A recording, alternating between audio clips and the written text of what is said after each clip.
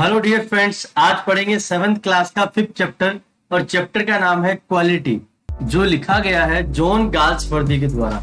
ये चैप्टर बहुत ही शानदार चैप्टर है और इस चैप्टर में बताया गया है, क्या आपने कभी इस बारे में सोचा है कि एक जूते बनाने वाला भी एक आर्टिस्ट या कलाकार हो सकता है।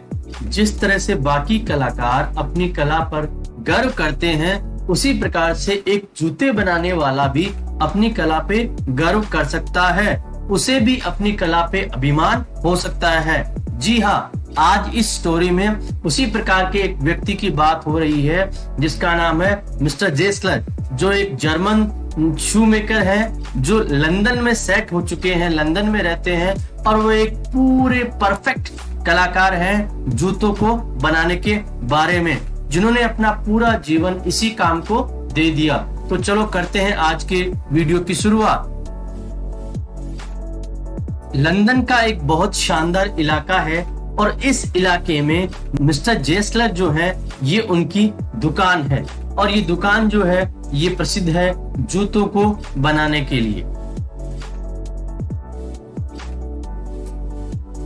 इस दुकान में दोनों भाई मिलके काम करते हैं और उनका काम है, लोग यहाँ पे आते हैं, अपने जूते का नाप देते हैं और वो उनकी आवश्यकता के अनुसार बहुत ही शानदार जूते बनाते हैं। वो इस तरह से जूते बनाते हैं कि उनका जो ग्राहक है वो वापस उनके पास लौट के आता है और उनकी जो क्वालिटी है, उनकी जो गुणवत्ता है, उसकी तारीफ करते हुए भी नहीं थकता है। और उनकी जो दुकान है वो बिल्कुल एक साधारण दुकान है, बिल्कुल सिंपल दुकान है। उसके ऊपर लिखा हुआ है जेस्लर ब्रदर्स और उसके अलावा और बहुत ज्यादा सजावट वहां नहीं की हुई है। एक छोटी सी खिड़की लगी हुई है, उसमें 2-3 तरह के जूते रखे गए हैं और उसके साथ में ही वो अपना काम जो है उसके साथ में वो लोग करते हैं। मैं उस दुकान को और इस दुकान के लोगों को इसलिए जानता हूँ क्योंकि मेरे पिताजी जो हैं वो वहां से जूते बनाते थे और उनके बाद मैं भी वहीं से जूते बनाता हूँ। तो लेखक हमें जेस्लर ब्रदर्स के बारे में बता रहा है और कह रहा है ये जो व्यक्ति हैं ये बहुत ही शानदार जूते बनाते हैं और इनकी क्वालिटी जो है वो पूरे लंदन में प्रसिद्ध है। मिस्टर जेस्लर के बारे में अगर ये कहा जाए कि उन्होंने अपना पूरा जीवन उन्हीं जूतों को बनाने के लिए दे दिया है, तो ये बिल्कुल भी गलत नहीं होगा, क्योंकि उनके काम में बहुत अधिक समर्पण देखने को मिलता है। जिस प्रकार से एक कलाकार अपनी कला में पूरा मन लगाता है, उसी प्रकार से मिस्टर जेस्लर जो हैं वो भी अपने काम में पूरा मन लगाते हैं। एक बार की बात है, मैंने मिस्टर जेस्लर से पूछा कि मिस्टर जेस्लर क्या ये काम करना इतना मुश्किल नहीं है। मिस्टर जेस्लर ने कहा ये एक कला है और इस काम को करने के लिए हमें पूरा एकाग्रचित होना जरूरी है। इसी कारण से हम लोग अपने ग्राहकों को अच्छी सेवाएं दे पाते हैं। मिस्टर जेस्लर के बनाए हुए जूते जो हैं वो काफी समय तक चलते हैं और एक बार उन्हें लेने के बाद में काफी दिनों तक उनके दुकान पे आने की आवश्यकता भी नहीं पड़ती है। एक बार मैं अब उनकी दुकान पे गया और वो अपने काम में लगे हुए थे, जैसे वो बहुत ज्यादा व्यस्त थे, और फिर मैंने उनसे पूछा मिस्टर जेस्लर मुझे कुछ जूते खरीदने हैं, तो वो फटाफट अंदर दुकान की तरफ गए और थोड़ी देर बाद में वापस लौट के आए। जैसा कि मैंने उन्हें रशियन लेदर के बूट्स बनाने के लिए कहा था, कुछ समय बाद में जब वो लौटे तो उनके हाथ में बहुत ही शानदार रशियन लेदर था और उन्होंने कहा ये बहुत ही अच्छा पीस है, अगर इससे आप जूते बनवाएंगे तो आपके जूते बहुत ही शानदार बनेंगे और ये काफी लंबे समय तक चलेंगे। मैंने उनसे पूछा ठीक है, मैं ये जूते बनवाना पसंद करूंगा, परंतु ये बताइए कि कब तक आप मुझे ये दे सकते हैं। तो उनका जवाब था शायद मैं 15 दिनों में आपको दे दूंगा, या फिर उनका जवाब होता है कि मैं अपने भाई से पूछूंगा और उनसे पूछ के आपको बताऊंगा। और मैं फिर उनको धन्यवाद देते हुए वापस अपने घर पे चला जाता हूँ।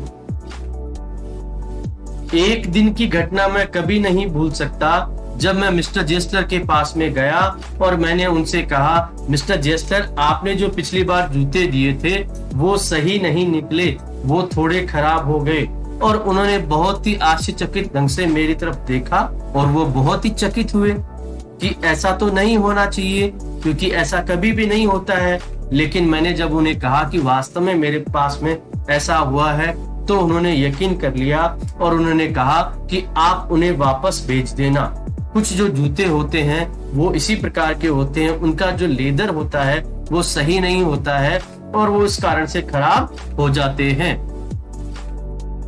हम हमेशा ये प्रयास करते हैं कि हम हमारे ग्राहकों को इस तरह का लेदर ना दें। आप चिंता न करें, आप एक काम करें, वो जूते मुझे वापस भिजवा दें, मैं उनको रिपेयर कर दूंगा। अगर वो जूते रिपेयर नहीं हो पाते हैं तो मैं आपको पूरा पैसा वापस लौटा दूंगा। तभी उन्होंने ध्यान दिया कि मैंने जो जूते पहन रखे थे वो कुछ अलग लग रहे थे। तो उन्होंने कहा कि ये जो आपने जूते पहन रखे हैं ये मेरे जूते तो नहीं हैं। उनके जो उस समय मन की जो दशा थी, ना उनके मन में कोई क्रोध था, ना उनके मन में कोई निराशा थी, ना उनके मन में कोई घृणा थी, लेकिन वो उनकी जो मन की स्थिति थी उनको मैं बिल्कुल भी समझ नहीं पाया।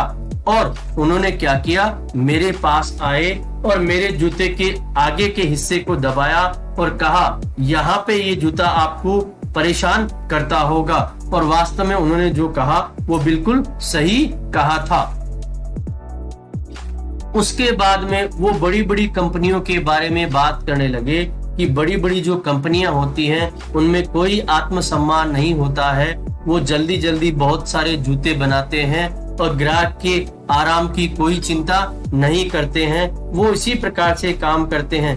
उन्हें ये पता नहीं है कि ग्राहक को संतोष भी होना चाहिए। और आज मैंने पहली बार उन्हें किसी की आलोचना करते हुए सुना था। वो बड़े बड़े विज्ञापनों का सहारा लेते हैं और उसके कारण से अपने जूतों को बेच देते हैं, परंतु उन जूतों में वो गुणवत्ता नहीं होती है जो वास्तव में होनी चाहिए।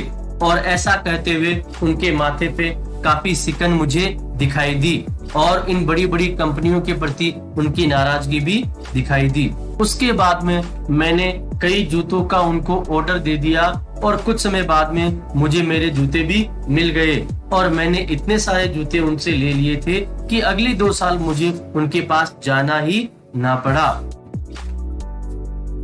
अगली बार जब मैं उनके पास गया तो मैंने उनसे पूछा, मिस्टर जेसलर आप कैसे हो?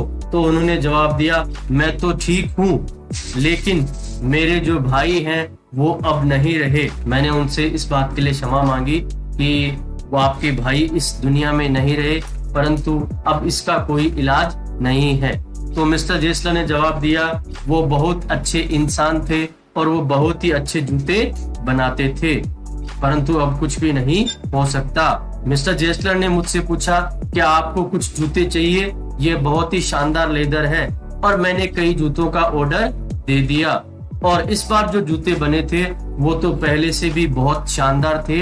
इसी कारण से मैं उनके पास काफी समय तक नहीं जा पाया, क्योंकि मैं कुछ समय के लिए विदेश भी चला गया। लेकिन कुछ समय बाद में मैं लौटा और मैंने सोचा मैं एक बार उनसे अवश्य ही मिलके आता हूँ। जब मैं उनके पास पहुंचा तो उन्होंने चिर परिचित अंदाज में कहा, क्या आपको कुछ जूते चाहिए? मैं उन्हें फटाफट दे सकता हूँ, क्योंकि ये हमारा खाली समय है, इस समय ग्राहकी बहुत कम है। तो मैंने कहा, हाँ मुझे जूते चाहिए और आप मुझे अच्छे जूते बना के दे दो। उन्होंने मुझे कुछ जूते बना के दे दिए और वो जूते जो थे वो बहुत ही शानदार थे। उन जूतों को बनाने में उन्हें काफी समय लगा, पर वो जूते जो उन्होंने तैयार किए वो बहुत ही शानदार थे और पूरी तरह से आरामदायक भी थे। लगभग 1 सप्ताह बाद में मैं वहीं से गुजरा तो मैंने सोचा कि क्यों न मिस्टर जेसलर से मिलके मैं ये बता दूं कि आपने जो जूते दिए थे वो कितने शानदार थे और वो मुझे बहुत ही आरामदायक रहे। इन्हीं विचारों के साथ में मैं उनकी दुकान के पास पहुंच गया। परंतु ये क्या, वहां पे जाने के बाद में देखा कि उनकी जो दुकान का बोर्ड था वो नहीं था और वो जो बाहर की तरफ एक छोटी सी खिड़की हुआ करती थी वो भी नहीं दिखाई दी। मैं आश्चर्यचकित रह गया। और मैंने वहां जाके पूछा कि क्या मिस्टर जेस्लर यहाँ मिलेंगे। तो वहां जो एक व्यक्ति खड़ा था उसने कहा नहीं नहीं, मिस्टर जेस्लर अब यहाँ नहीं है। तो मैंने पूछा मिस्टर जेस्लर अब कहाँ हैं? तो उन्होंने कहा कि मिस्टर जेस्लर जो है वो मर चुके हैं, परंतु मैंने तो पिछले ही सप्ताह उनसे कुछ जूते खरीदे थे। उस व्यक्ति ने जवाब दिया बिल्कुल बिल्कुल, आपने उनसे पिछले सप्ताह ही जूते खरीदे थे, पर वो बेचारा व्यक्ति भूख से मर गया। वो अपने काम में इतनी ज्यादा ध्यान देता था कि उसने भूख प्यास का भी ध्यान नहीं रखा। उनको जूते बनाने में भी काफी समय लगता था, इसीलिए धीरे धीरे उनके ग्राहक कम होने लगे और क्वालिटी को सुधारने के चक्कर में उन्होंने अपने आप को काम में इतना डुबो लिया था कि उनके पास खाने पीने का भी समय नहीं बचा था और धीरे धीरे वो मौत के नजदीक जाते गए। परंतु वो बहुत ही शानदार व्यक्ति थे, उनसे अच्छा जूते बनाने वाला मैंने आज तक नहीं देखा और वो जो जूते बनाते थे वो बहुत ही शानदार हुआ करते थे। दोस्तों, अगर वीडियो अच्छा लगे तो लाइक और शेयर जरूर करें और चैनल को सब्सक्राइब करना न भूलें।